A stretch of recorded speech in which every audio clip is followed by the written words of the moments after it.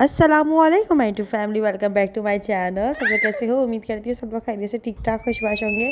अल्लाह ताला के फजल व करम से आप लोग की दुआओं से मैं बिल्कुल ठीक हूँ।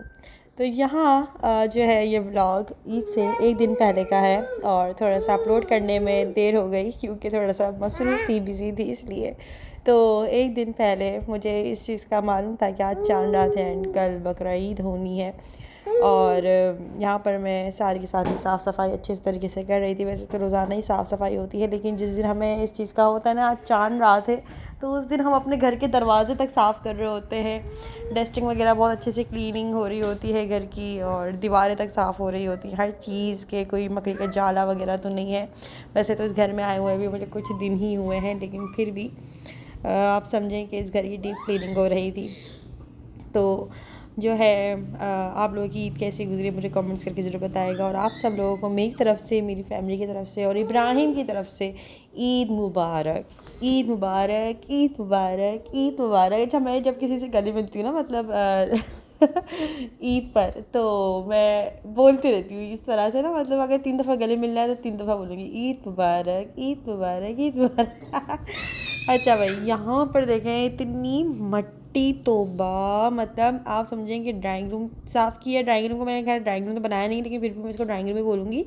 ड्राइंग रूम की सफाई करी तो उसको स्क्रैपर से उठा लिया था। बाकी पूरे घर की मैंने झाड़ू दी, स्क्रैपर से उठा लिया था। ये जस्ट बैल्कनी, ये जो बनी हुई ना, क्या बोलेंगे इसको, ये तो ये ना एंट्रेंस बोलेंगे।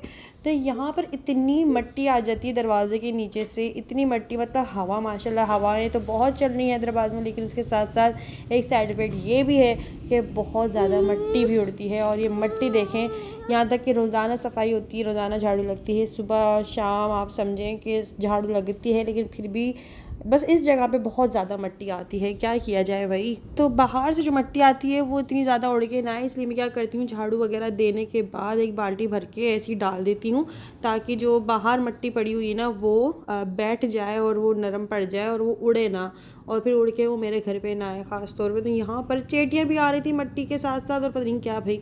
तो ये जो है ना, ये पता नहीं, बस ये थोड़ा सा मुझे सफाई करने में ना, मैं पसीने पसीने हो जाती हूँ, मेरी बुरी हालत हो जाती है, क्योंकि झाड़ू लगाते हुए ज़ाहिर पंखा बंद करना पड़ता है। तो अभी जो है ये वॉल क्लॉक नहीं लगी थी और हस्बैंड घर पे नहीं थे। मैंने सोचा चलो मैं खुद ही लगा लेती हूँ, और इब्राहिम भी गया हुआ था अपने बाबा के साथ, तो मैंने सोचा मैं जल्दी जल्दी अपने काम निपटा लेती हूँ यहाँ पर। तो यहाँ पर मैं वॉल क्लॉक लगा रही थी, और टाइम वगैरह सेट कर लेने के बाद आप लोगों की ईद किस तरह से गुजरी मुझे कमेंट्स करके ज़रूर बताएगा। ख़वातीन का तो गोश्त वगैरह में, और ये जो ईद होती है ना, ये मर्द हजरात की बहुत बिजी गुजरती है। और मर्द हजरात अरे बोलने तो ख़वातीन और मर्दों की, दोनों की बहुत ज़्यादा बिजी गुजरती है, क्योंकि जो मर्द हजरात होते हैं वो जानवर कटवाने में और कुर्बानी और बांटने वुटने में लग जाते हैं। बाकी औरतें जो होती हैं उनको गोश्त समेटना होता है, घर की सफाई सुथराई के लिए करनी होती है, साथ में दावतें भी होती हैं।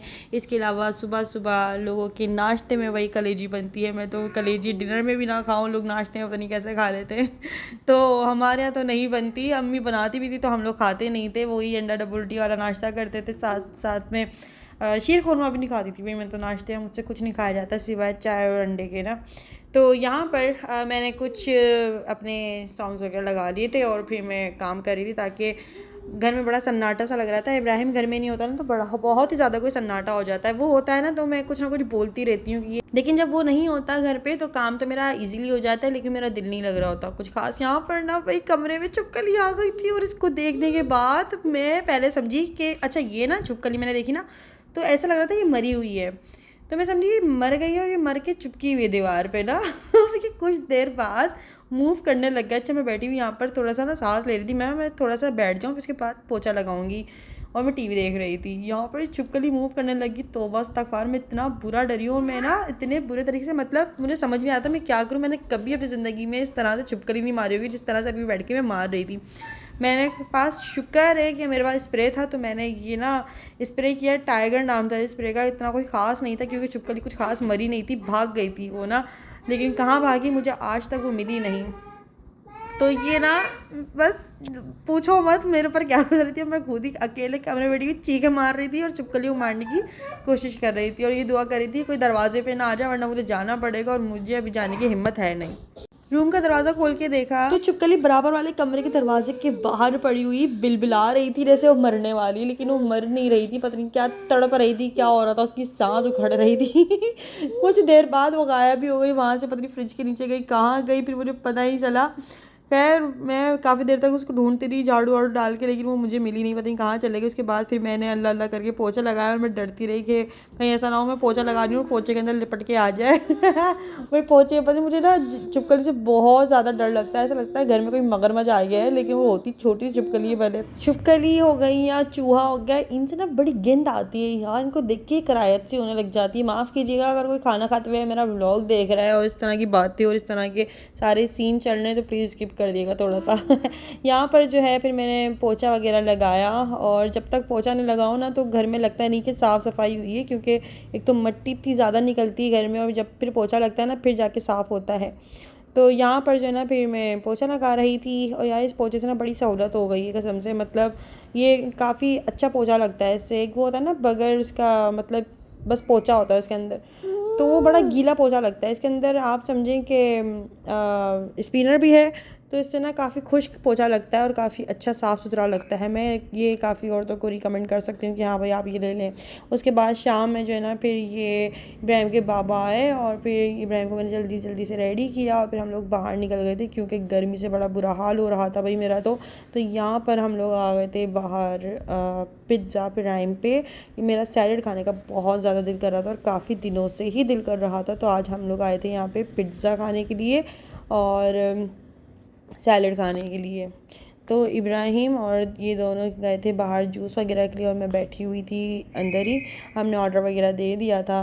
तो बकरीद की चांद रात पे जो रौनक हो रही होती ना, ऐसी रौनक ईद वाले दिन भी नहीं हो रही होती है। मतलब चांद रात पे सब लोग अपने जानवर लेके निकले होते हैं, कोई इधर भगा रहा है, कोई उधर भगा रहा है, कोई चारा खिला रहा है, कोई रेस लगा रहा है, बहुत हल्ला गुल्ला, बहुत माशाल्लाह माशाल्लाह से रौनक, लोग शॉपिंग्स कर रहे हैं भाई, बहुत कुछ हो रहा होता है।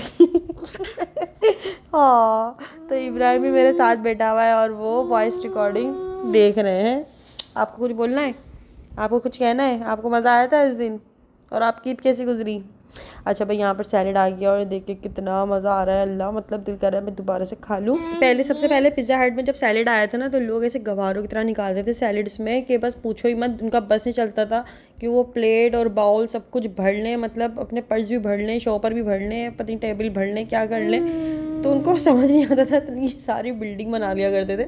लेकिन यहाँ पर जो है ना अगर आप सैलेड का ऑर्डर देते हो तो वो खुद ही बनाकर लेकर आते हैं, और ये बहुत ही मज़े का बनाकर लेकर आते हैं। कॉर्न की टॉपिंग वगैरह वो सब कुछ हुई होती है, साथ साथ में पाइनएप्पल इतने बड़े बड़े सारे सब कुछ डाला हुआ होता है भाई, बहुत ही मज़ेदार। यहाँ पर जो है ना हम लोगों ने पहले सैलेड खाया, सैलेड से ही हमारा जो है ना पेट भर चुका था, लेकिन हमने पिज़्ज़ा में जो है मीडियम पिज़्ज़ा मंगवाया था, क्योंकि 2 अफराद के लिए आई थिंक काफ़ी होता है। इसके अंदर थोड़ा बहुत बच भी गया था। अब कुछ लोग बोलेंगे अंबर इतने से खाने में तुम लोगों ने कैसे खाया? भाई हमारी ग़िज़ाएँ इतनी ही हैं, और अल्लाह का शुक्र है। बकरीद से पहले जब तक मतलब चांद नज़र आ जाता है ना, आपके घर के बाहर से छन छना छन छन छन छना छन की आवाज़ें आ रही होती हैं। वो जानवरों के जो घुंघरू पहने हुए होते हैं, क्या पहने हुए होते हैं यार, जो उनकी ज्वेलरी होती है जानवरों की, क्या बोलते हैं उसको, मुझे उसका नाम नहीं पता, लेकिन काफ़ी ज़्यादा शोर हो रहा होता है पूरा, मतलब हाँ ऐसे शोर हो रहा होता है, रौनकें लगी हुई होती हैं। खैर अल्लाह पाक ये रौनकें हमें हर साल दिखाए, लौमामिन सुमामिन। और ये वाली रौनकें जो है ना पाकिस्तान में बहुत ज़्यादा इंजॉय की जाती हैं। इंडियंस जो होते हैं ना उनको इतनी ज़्यादा आप समझें कि इन चीज़ों की अलाउ नहीं होता है कि वो गाय वाएँ लेके अपने घर के बाहर इस तरह से बांधे, रेस लगाएं, ज़िबा करें और पता नहीं क्या क्या। मैंने सुना है कि आई थिंक इंडियंस जो होते हैं ना वो रात के टाइम कुर्बानी करते हैं, मैंने सुना है। अब ये मुझे कंफर्म नहीं है, बाकी इंडियंस अगर कोई देख रहा है तो मुझे कमेंट करके बताइएगा। मैंने अभी रील्स देख रही थी, तो पता नहीं कौन सी मुस्लिम कम्युनिटी सोसाइटी होगी कोई, तो वहाँ पे बकरे वगैरह बंधे हुए होंगे, तो वहाँ पर एक जो है लड़का पिग लेकर आ गया और कहने लगा कि ये लोग अगर बकरा ज़िबा करेंगे तो हम इस्तग़फ़ार पिग की पूजा करेंगे, पता नहीं क्या क्या इस्तग़फ़ार, पता नहीं, मतलब यार बड़े मसले हैं। लेकिन अल्लाह का शुक्र है हम पाकिस्तान में बड़े ही अच्छे तरीके से इन चीज़ों को सेलिब्रेट करते हैं, और हमें किसी भी तरीके का रोक टोक नहीं होता, ना किसी तरह का हमें किसी उसकी ज़रूरत होती है। बस ये सारी चीज़ें पाकिस्तान में बड़े अच्छे तरीके से मनाई जाती हैं। बाकी और ममालिक में जो है अगर आप आउट ऑफ कंट्री देखें तो वहाँ पे क्या होता है कि जस्ट आप हिस्सा ले सकते हैं और आपके जो है ना गोश्त बना बनाया आ जाएगा या बढ़ जाएगा। ऐसे नहीं हो सकता कि आप बकरा लें, उसको पालें और उसको घर के बाहर ज़िबा करें। वैसे ये ठीक भी है, उससे इतना गंद बना भी नहीं होता घर के बाहर, लेकिन हम तो असल रौनक ही इसको बोलते हैं ना। अच्छा जी, तो हमारी ईद तो माशाल्लाह माशाल्लाह से बहुत अच्छी गुज़री। और किस तरह से गुज़री चलें आगे चल के आप लोग बताते हैं। तो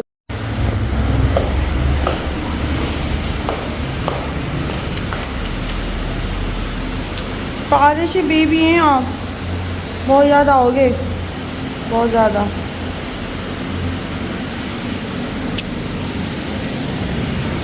तो मैं अपनी अम्मी के घर की तरफ ही उतर गई थी, क्योंकि दरअसल अम्मी के घर के सामने ही सैलून है और मैं वहाँ से मेहंदी वगैरह लगवानी थी इसलिए। तो जब मैं मेहंदी लगवाने के लिए गई तो वहाँ पे इतना ज़्यादा कोई रश हो रहा था, बहुत ही ज़्यादा रश हो रहा था। मतलब मुझे इस बात का आइडिया नहीं था कि बकरा ईद पे भी ना लोग इतनी मेहंदी लगवाते हैं या इतना रश होता है सैलून्स वगैरह में, क्योंकि मीठी ईद पे कुछ ज़्यादा ही रश होता है और बाकायदा टेंट वगैरह लगे हुए होते हैं। लेकिन बकरा ईद पे इतनी ख़वातीन आई हुई थी, बाकायदा हाथ और पैरों पे और पत्नी पूरा मेहंदी लगवा रही थी। तो जिसकी वजह से ना मुझे बहुत ज़्यादा एक तो इंतज़ार करना पड़ा। फिर उन्होंने कहा कि आप एक काम करें, आप अपने काम निपटा कर आ जाएं, 1-2 घंटे बाद आपका नंबर आ जाएगा। तो फिर मैं अम्मी के घर चले गई थी और फिर मैं इब्राहिम को थोड़ा सा काम वाम निपटाए और मतलब जो भी होता है बच्चे का फीडर वगैरह है, पैम्पर चेंज करने हैं। फिर उसके बाद मैं थोड़ी देर बाद आई, तकरीबन आप समझे 3:30 बजे का मुझे टाइम दिया था, 3:30 बजे तक आ जाना।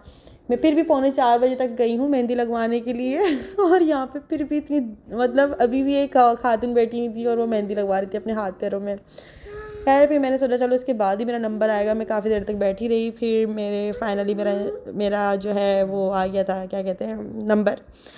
तो यहाँ पर उन्होंने मेरे एक हाथ में मेहंदी लगा दी थी, दूसरे हाथ पे वो मुझसे खुद पूछी थी आपको किस तरह की मेहंदी लगवानी है। मैंने कहा बस मुझे ना अच्छी सी और भरी भरी सी मेहंदी लगा दो। तो फिर उन्होंने काफ़ी डिज़ाइंस वगैरह दिखाए। मैंने कहा बस अपने हिसाब से लगा दो, देख कर लगाओगी तो बहुत देर लग जाएगी। तो फिर तकरीबन 4 बजे मेरी मेहंदी 4:30 समथिंग इस तरह का टाइम हो गया था, फ़जर हो गई थी। और फिर मैंने घर जा कर जो है फ़जर पढ़ी है और यहाँ पर मैंने मेहंदी लगवाई अच्छे तरीके से। और यार ईद है, ईद बनानी चाहिए, तो ज़ाहिर है। तो यहाँ पर मैं मेहंदी लगवाने के लिए आई थी और तकरीबन आप समझें कितने की लगी है ये, तकरीबन 500 के 2 हाथ लगे हैं मेरे ना। 250 का मतलब ऐसे 500 में ये मेरी मेहंदी लगी थी। तो आप लोगों के क्या चार्जेस हैं, मेहंदी कितने की लग जाती है? प्लीज़ इंडियंस लोग आके ना बोले अंबरी हमारे यहाँ 30 रुपये की लग जाती है, तुम्हारे यहाँ बहुत महंगाई है। भाई करेंसी का डिफरेंस है और कुछ भी नहीं। तो ये इन्होंने मेरे मेहंदी जो है ना 5000 की लगाई थी, ठीक है। इसके बाद यहाँ पर काफ़ी देर तक हम लोग बैठे रहे। अच्छा हमारी नेबर्स वगैरह भी बैठे हुए थे यहाँ पर, हम लोग सब बैठकर बातें कर रहे थे और काफ़ी अच्छा टाइम गुजरा। सैलून में भी पता नहीं चला कि इतनी देर हो गई है, मैं तो भूल ही गई थी। बच्चा मेरा जाग रहा है घर पे और वो खेल कूद में लगा हुआ है। तो चांद रात थी, सब लोग ही जाग रहे थे। अच्छा अम्मी भी घर में मेहंदी लगवा रही थी, अम्मी की मेहंदी जो है ना वो भाभी लगा रही थी। तो मैं तो यहाँ पर ही आ गई थी मेहंदी लगाने के लिए। वैसे मेहंदी मुझे लगाना आती है, लेकिन मुझसे ना सीधे हाथ पर अपनी मेहंदी नहीं लगती। तो मैंने सोचा चलो दोनों हाथ पे ही सैलून से ही लगवा लेती हूँ जब आ ही गई हूँ तो, क्योंकि फिर इब्राहिम के काम होते ना, फिर मुझे हाथ धोना ही पड़ जाता है इसलिए। तो यहाँ पर मीनार वाली मेहंदी लगवाई मैंने। और अच्छा लगता है जब आप ईद पर मेहंदी लगा के काम वाम कर रहे हो तो आपको इस तरह की फीलिंग्स आ रही होती है कि हाँ ईद है आज और ये वो, क्योंकि ईद इन्हीं चीज़ों से मनाई जाती है। चूड़ियाँ, मेहंदी, इंसान तैयार हो गया, मिलना जुलना, अपने आते हैं, मिलते हैं, अच्छा लगता है। मेरी दोस्त भी बहुत अच्छी मेहंदी लगाती है, लेकिन वो भी उस दिन बहुत ज़्यादा बिज़ी थी, वो भी दूसरे सैलून गई हुई थी मेहंदी लगाने के लिए। खैर मैं अपने घर के पास ही आ गई थी, बिल्कुल सामने ही है, तो वहाँ चले गई थी सैलून, मेहंदी लगवा कर आई। और फिर उसके बाद काफ़ी ज़्यादा देर हो गई थी, आती के साथ ही मैंने नमाज़ अदा करी है। और उसके बाद फिर अम्मी ने कहा कि अंबर एक काम करते हैं, बकरे की ये लास्ट नाइट, तकरीबन नाइट तो ख़त्म ही हो गई है, अब सुबह तकरीबन कुछ घंटों में इसने ज़िब्बा हो जाना था। तो अम्मी ने कहा इसको बाहर ले चलते हैं और इसको घुमा फिरा के लेकर आते हैं। तो फिर मैंने सोचा चलो ठीक है और कर लेते हैं ये भी, क्योंकि बकरिया जो है इसके लास्ट लम्हे चल रहे थे। तो हमने सोचा चलो उसके साथ कहीं बाहर घूमने चलते हैं, इसको घुमा कर आते हैं। मेरी मेहंदी कैसी लग रही है मुझे कमेंट्स करके ज़रूर बताइएगा। ये देखिए भाई, ये मेरे हाथ हैं और ये देखो, और ये भी देखो। मैं घर आती अम्मी से पूछने लगी, अम्मी कौन सी वाली अच्छी लग रही है? तो अम्मी ने कहा दोनों हाथ में तुम्हें बेल लगवानी चाहिए थी। जो मीनार बनवाया ना, इसके बीच में तो ये खाली खाली सा लग रहा है, यहाँ पे भी कोई डिज़ाइन डलवाना चाहिए। तो मैंने बोला अम्मी ब्राइडल मेहंदी नहीं है ये, बस मैंने ईद के हिसाब से लगवाई है अपनी थोड़ी सी जो भी है तो अम्मी तो इस तरह से बात करती, मतलब बोलती ये एक जगह खाली की, इसको भी पुर करो उसके बाद यहाँ पर थोड़ी देर बाद मतलब अम्मी नमाज अदा करी। इब्राहिम तो सोने का नाम ही नहीं लेते, जब वो सब लोग जाग रहे होते हैं ना, उसकी इस तरह मस्तियाँ, ये एनर्जी फुल हुई हुई होती है, मतलब बैटरी चार्ज हुई हुई होती है। इब्राहिम की बोलता है नहीं मैंने ऐसे नहीं सोना, मतलब सारी लाइट्स वगैरह बंद करो, पूरा अंधेरा करो, सन्नाटा करो, किसी की आवाज़ ना निकले, तब जाके ये बच्चा सोता है। तो भाई फिर मैंने सोचा अब इसको ऐसे ही छोड़ देते हैं, फिर जब नींद आएगी सो ही जाएगा, लेकिन ऐसा नहीं होता। यहाँ पर ये देखिए अम्मी की मेहंदी लगी है, और अम्मी की कैसी लग रही है मुझे ज़रा कमेंट्स करके बताइएगा, और मेरी मेहंदी कैसी लग रही है ये भी कमेंट्स करके बताइएगा। फिर उसके बाद हम लोग तकरीबन थोड़ी सुबह होने लगी, और हमारे यहाँ जो मस्जिद घर के पास थी ना, वो उनका टाइम था ईद की नमाज़ का 6 बजे का, सुबह 6 बजे की नमाज़ का टाइम था। और हस्बैंड को जाना था सुबह 6 बजे की नमाज़ में ना, तो वो तो अपने कपड़े इस्त्री वगैरह करके सो गए थे। मतलब उन्होंने कहा कि भाई मुझे सुबह 6 बजे उठना है और ईद की नमाज़ पढ़ने जाना है, लेकिन खैर मुझे तो थोड़े ये मेहंदी वगैरह के काम थे, तो मुझे तो जागना था इसलिए। तो यहाँ पर जो है हम लोग बकरे घुमाने लेकर आ गए थे सुबह, अर्ली मॉर्निंग, सुबह ही सुबह जो है ये सारे के सारे जानवर लेके घूम रहे थे। देखें ना किस तरह से रौनक लगी हुई है माशाल्लाह माशाल्लाह से। हम भी अपने बकरे को लेकर बाहर निकल गए थे घर के पास ही टहलने के लिए। अब बात कुछ यूँ भी है कि वाकई में इस बार इतनी कोई ज़्यादा महंगाई हो गई है कि छोटे से छोटा जानवर भी लेने जाओ तो आपको 50-60 हज़ार तक के कम का नहीं मिलेगा। ये बकरे की बात कर रही हूँ। इसके अलावा अगर आप गाय देखने चाहती हो तो आपको अच्छी से अच्छी गाय जो है ना तकरीबन 3-3.5-4 लाख की अच्छी गाय मिलेगी, जो दिखने के काबिल होगी और ऐसे। लेकिन अल्लाह ताला नियत देखता है, वही वाली बात है। लेकिन महंगाई वाकई हर चीज़ में ज़्यादा हो रही है, तो जानवर भी महंगे हो गए हैं। यहाँ पे सुबह के 5:15 बजे का टाइम हो रहा था। अल्लाह पाक बस कबूल करे, जानवर छोटा है बड़ा है क्या है क्या नहीं है, लेकिन अल्लाह पाक नियतें देखता है, और अल्लाह पाक सबकी कुर्बानी को कबूल करे। अल्लाहुम्मा आमीन सुम्मा आमीन। क्योंकि जानवर भी जानदार होते हैं और वो कुर्बान होते हैं अल्लाह की राह में, तो अल्लाह पाक कुर्बानी उनकी कबूल करे, और अल्लाहुम्मा आमीन सुम्मा आमीन। और बकरे को ठहराते हुए मैं ये सोचने लगी कि अगर इंसान को पता चल जाए कि मैं अगले लम्हे में जो है ना मैं बस दुनिया से रुखसत होने वाला हूँ या मैं जाने वाला हूँ, तो वो सबसे पहला काम क्या करेगा? मीन्स के सोचने वाली बात है ये। तो यहाँ पर मुझे लगता है कि बकरे को भी ऐसा पता चल गया था, क्योंकि ये बाहर आके इतना एंजॉय किया इसने आकर माशाल्लाह माशाल्लाह माशाल्लाह से, कि इतनी उछल कूद, सारे बकरों से मिलना मिलाना और सबकी टोकरी में मुँह डाल डाल के खाना और पत्नी उछलना कूदना, बहुत इंजॉय करा माशाल्लाह माशाल्लाह से। हमने बहुत इंजॉय किया। खैर बस आज के लिए इतना काफ़ी है, व्लॉग काफ़ी ज़्यादा लंबा हो चुका है। वीडियो पसंद आए तो वीडियो को लाइक कर लीजिएगा। चैनल पर नए हो अभी तक सब्सक्राइब नहीं किया हो तो जल्दी से चैनल को सब्सक्राइब कर लीजिएगा, बेल आइकन भी दबा दीजिएगा। मुझे इंस्टाग्राम पे फॉलो करना मत भूलिएगा। तो फिर मिलते हैं हम लोग नेक्स्ट वीडियो में। जब तक लिए तब तक लिए दीजिए इजाज़त हो। अल्लाह हाफ़िज़, खुदा हाफ़िज़, और सब लोगों को आप लोगों को मेरी तरफ से ईद मुबारक। Bye bye.